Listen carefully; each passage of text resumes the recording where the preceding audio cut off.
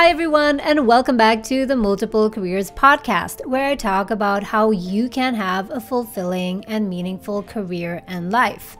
And in today's episode, I want to talk a bit about how you know when it's time to pivot.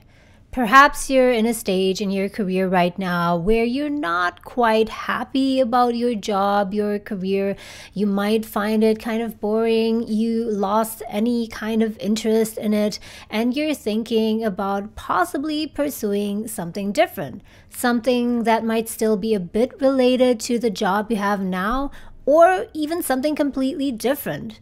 And that thing might require you to either go back to school, get another degree, a master's, even another bachelor's or some kind of certificate, or do some training or participate in some classes. Whatever it is, that thing that you need to do in order to pivot requires a lot of your time and also investment, money.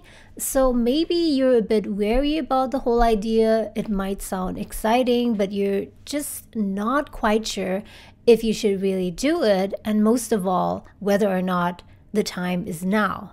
Like, should you do it now? Or maybe just wait it out and see what happens with your plans, with your interest, and maybe in 5 or 10 years from now, then you'll pivot. So how can you really know when the right time is? And I would say that, like many things in life, you can't really know when the perfect time is.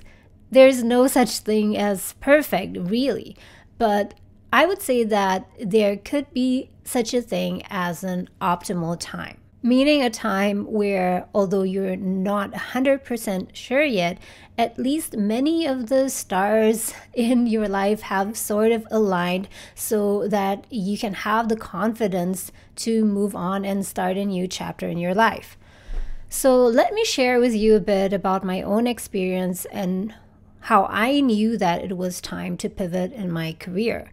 And although in the story that you're about to hear now, it may seem as though it happened magically and it was like a single point in time when I knew, okay, this is it.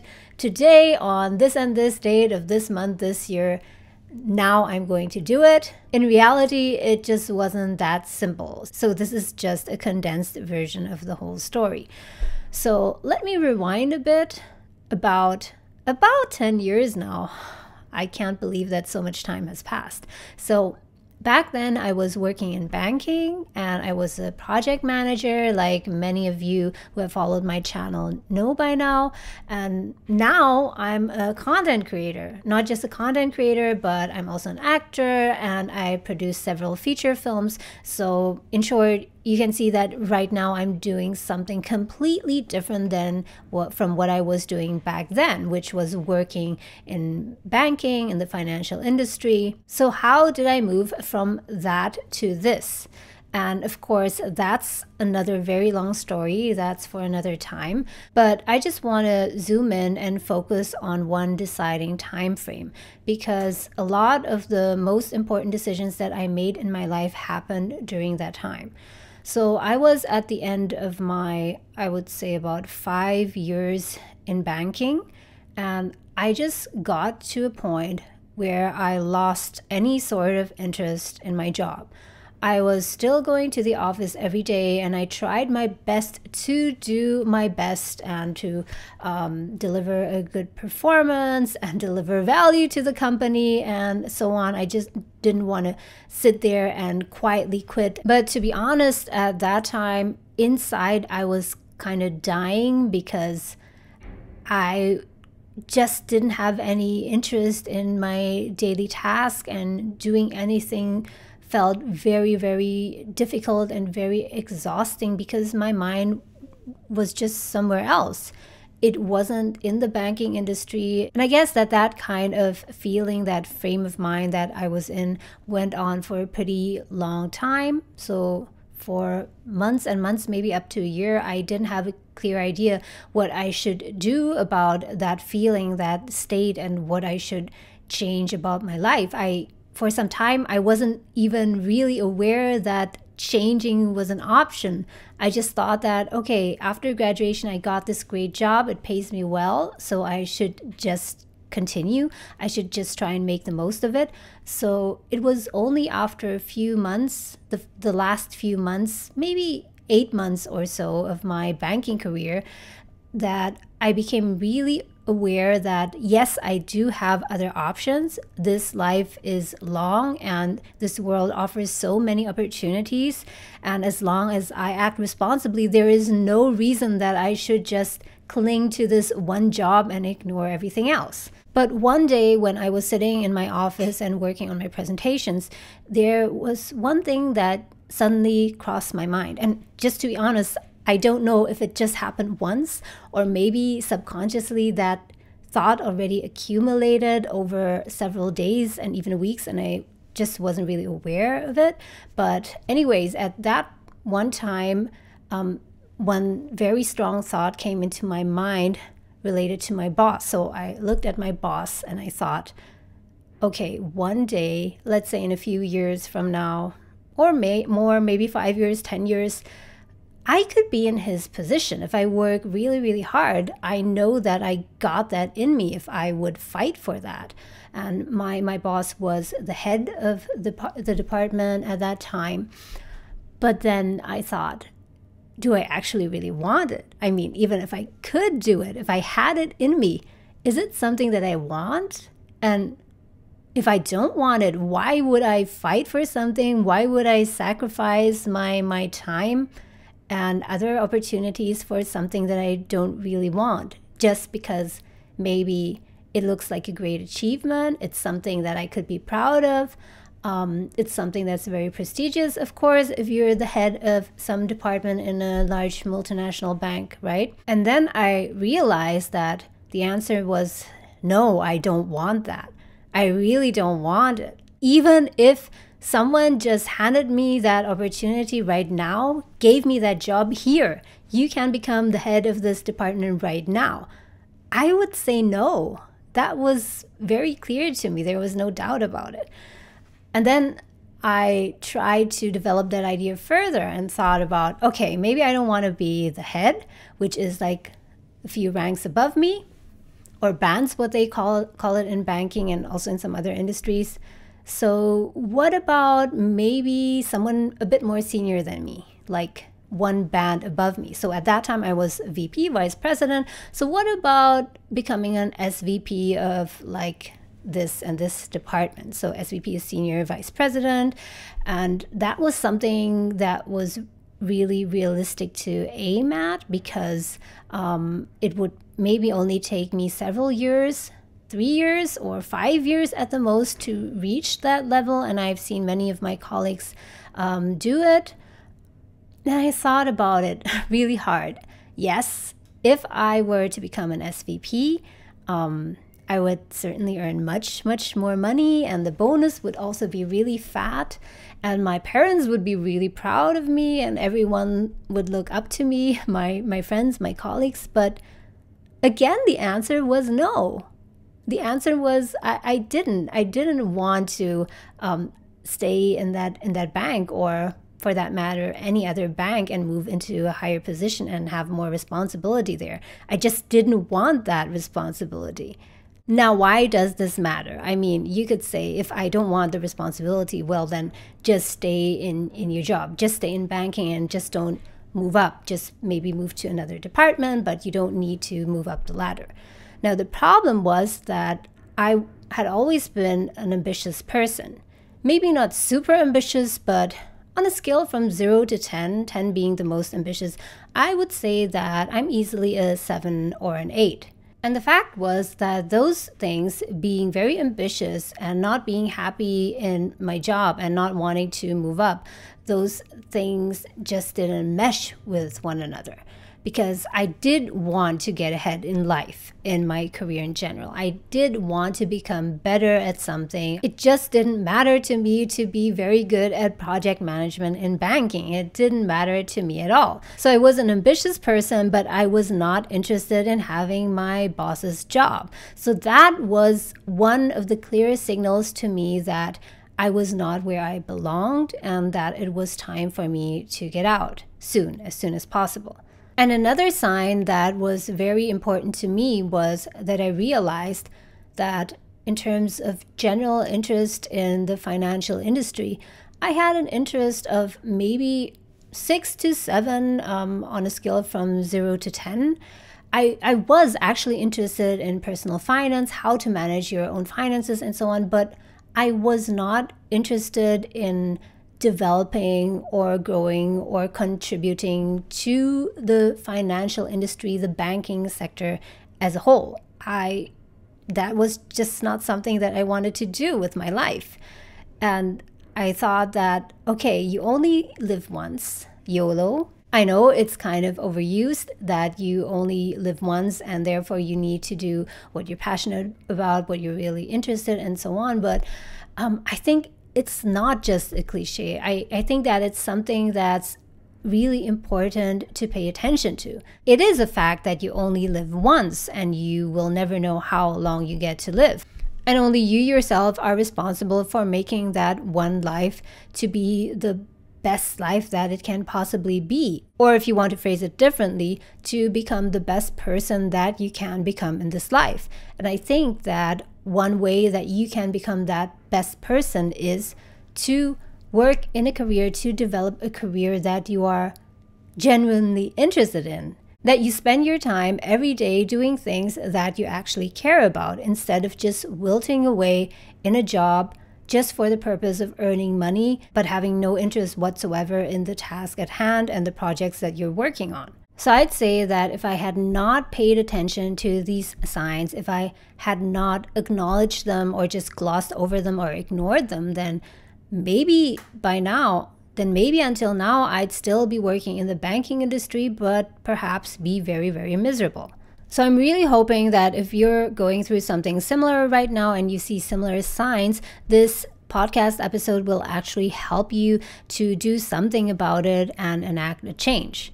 Now, I just want to say that pivoting is not the same as changing jobs. And I made another podcast episode about that. So when you change your job, you could be doing the exact same thing in the same industry. For example, you're a salesperson in banking. I'm just using the same example of banking again because that's what I have experience with. And now you're changing your job from bank A to bank B, but you're still doing the same thing. But maybe the environment is slightly different. The type of products, the details are slightly different. You have a different boss, you have a better salary and so on. But at the core of it, you're still doing the same things. You're selling financial products and your day-to-day is more or less similar. So that's changing jobs. And that's also something that people need to do to advance their career, but yet are afraid of. So that is what I talk about in this other episode, the fear of changing jobs. So what I'm talking about here, pivoting, is something different. So let's talk about what pivoting actually means. So when you pivot in your career, it means that you make some fundamental change in your career. And it can take various forms. It can mean that you stay in the same industry. Let's just say that you're in the cosmetics industry and previously you were working in the finance department. Now, because you enjoy the cosmetics industry as a whole, you decide to still stay in that same industry, but instead of working in finance, you now work, let's say, in product development. So that would constitute a pivot.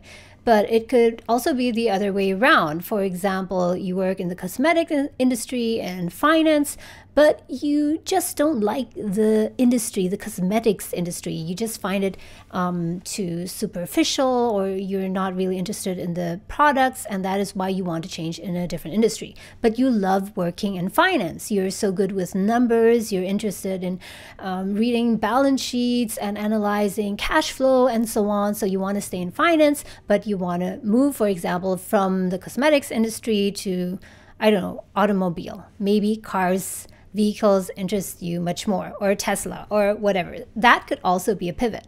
But a more extreme pivot would be if you not only change your industry, but at the same time also change your job function.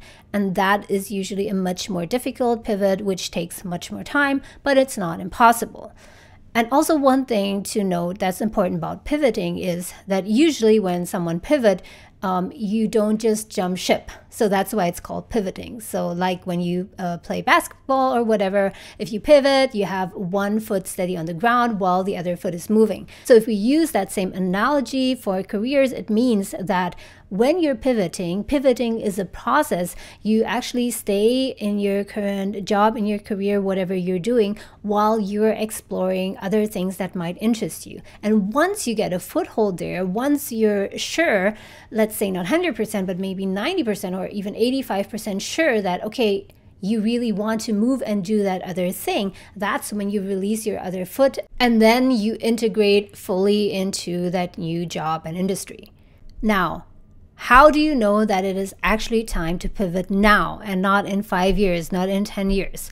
So for that, let's talk about 3 signs. There might be more, but I think these 3 signs are very, very obvious and very important for you to take seriously. Because if you just ignore these 3 signs and stay put where you are, you might end up with a lot of regret. And I really can't imagine what would have happened, how my life would be now, what kind of person I would be now had I not pivoted 10 years or so ago. Now, the first sign that it is time for you to pivot, and what I've already talked about in my example, is that you are ambitious but do not want more responsibility in your job, in your job function. And please do not misinterpret the word ambitious. Ambitious doesn't mean that you have blind ambition. That's kind of the negative interpretation of being ambitious. Being ambitious simply means that you want more growth, you want more learning, you want to understand more things, you want to experience more things, you want to be better at a particular skill, or you want to earn more money, and so on. All of these things can mean that you're being ambitious. So you do want more. You do not just want to stay stagnant where you are. But at the same time, being ambitious usually requires that you do more, that you take on more responsibility, that you take on more projects, that you do more difficult things, that you perhaps climb up the ladder. But if in your current job and industry you find yourself not wanting that at all, you do not want to climb the ladder, you do not want to learn more things, you're not interested in growing, it could have something to do with the job, the industry, the whole career that you're in. Just imagine if you were in a different career, let's say career B, something that you've been contemplating. Put yourself in that career for a moment and imagine, would you have that same reaction? Would you still reject having more responsibility? Would you reject growth? Or would you embrace that with open arms because you are so excited about what new things you might learn? If the answer is yes, then that may be a very strong sign that it is indeed a time to look out and do something else. Another sign that it may be time to pivot soon is that you're using a particular skill at work disproportionately to what that job actually requires from you. And there might be another kind of job, maybe in a different industry, that requires you to use that skill more, where you get to use that skill more. So let's say that right now you're an accountant working at a big company, but you're not quite enjoying that particular work as an accountant, bookkeeping, finances, but what you're actually enjoying is the part where you train new people. So when new people come on board to the team, let's say 2 times a year or so, someone new comes in or an intern comes on board, then you're really enthusiastic about guiding them through the new job and showing them how things work, how accounting works, how to use the systems. And so that is actually what you enjoy, meeting people, interacting with them, and conveying your knowledge to them. So if you like that, training people, but you also enjoy your accounting work, then maybe you're already in the right place. But what if you like using that skill to train people disproportionately more than what your job requires? Because your job is actually as an accountant, and maybe that function to train people only comprises 2% or 5% max of your whole job, of your responsibility. What if you would like to train people 80% of the time or even 90% of the time. That could be a clear sign that you're not in the right job, you're not in the right career. Maybe a better career for you is something that has more to do with training, with coaching, with teaching people, and where you do much less or none of that accounting work. And I have a related experience as well. Back then at the bank where I was working at, they wanted to record a new automatic response system for their call center. So when you call up the call center, before you get to talk to an agent, "Hi, welcome to bank, blah, blah, blah, blah. Please input your 8-digit code, blah, blah, blah," right? And so on. So at that time, they were looking for someone internally, so a staff to record the voice, to be the new voice. So they did a kind of audition for that, and I auditioned, and magically they accepted me. They chose me to do that project. So during my work, for maybe a week or so, every day I would spend an hour or two in recording sessions, recording my voice for the bank. And I would say that I enjoyed that infinitely more than the daily project management work I was doing for the bank.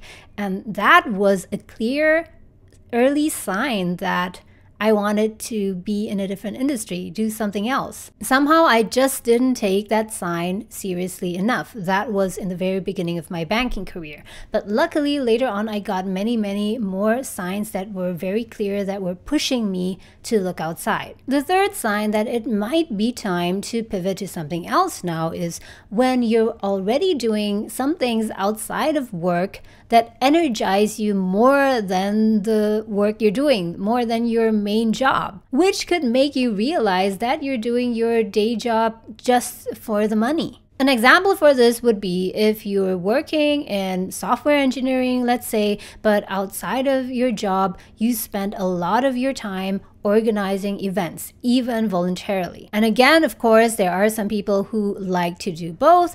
They like coding, but they also like organizing events. But let's say in this example, you're a software engineer, but you only enjoy doing that 1/10 as much as organizing these events. Once there's an event to organize, even if you're not paid to do it, you get super excited, you get super energized, you wonder where all this energy and excitement is coming from. And when you're doing this, planning the event, getting all the vendors on board, organizing the people, you light up, you're on fire, and you suddenly become this different person. If this is something that you've experienced in your life, then that is a clear sign that you should at least consider if you should pivot. But remember, pivoting doesn't mean that you immediately leave your job for something else. Because in the very beginning, how can you know that that new passion, that new interest of yours is not something that's just temporary? Is not something that's just temporary, something because you're not doing it every day you feel excited about, but if you were to do it in the long run, it might not be as tempting as it is now. So that is why you should definitely give yourself some time to explore that new thing. That's what pivoting is about. You have one foot steady in your current job, in your career, and you give yourself that time. May that be 1 year or even 2 years, whatever time you need to increase your certainty level. But of course, you should also not wait too long. You need to put some pressure on yourself to explore in how far you really want that other career. And here's also something that's really important.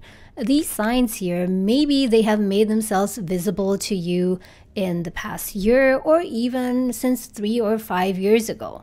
So the longer you have observed one of these signs, the more important it is that you pay attention to these.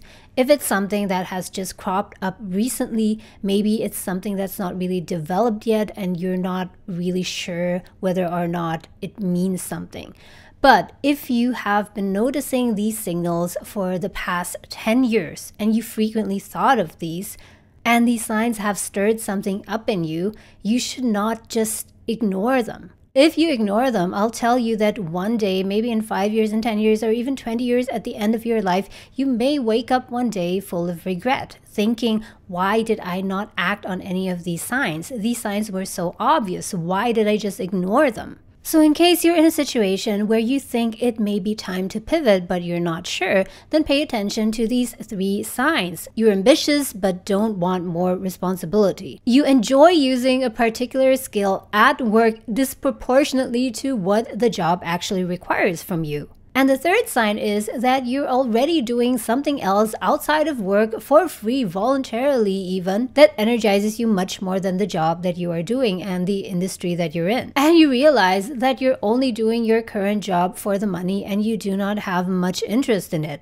I believe that you owe it to yourself to at least give it a thought, give it some consideration if you experience any of these 3 signs. Because why would you waste your life? Why would you waste your life doing something that you don't really like doing? Of course, it's a different thing if you don't have a choice. I understand that there are bills to pay and there are families to feed, and that's why I tell you it's not something that you need to do right now, but you can give yourself time.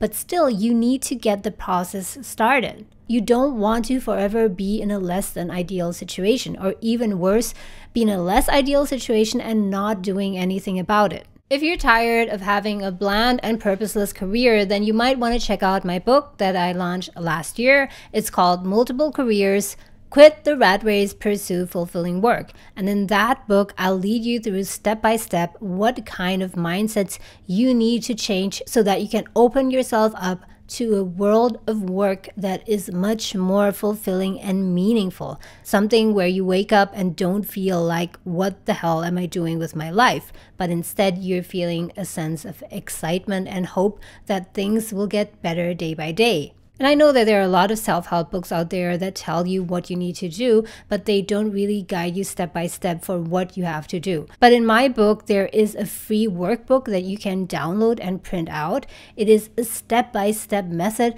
for how you can identify what a meaningful career would look to you, what kind of work would bring you purpose in your life, how you would need to change your life to give you a deep sense of happiness and especially fulfillment. So if you work through that whole workbook and follow my tips, then after a few months or about half a year, you will no longer feel lost in your career and have this dreaded feeling of, what am I doing with my life? I am wasting my time. I regret what I'm doing. But instead, although you're not yet there where you want to be, your end destination, if there's even something like that, you feel hopeful every day because you know that you're walking in the right direction at least. So let me know in the comments below whether you're also thinking about pivoting into something else and what your concerns are, what your thought process is, and also let me know if anything in this episode today has been helpful to you. As always, thank you so much for joining me on this episode, and I'll see you next time.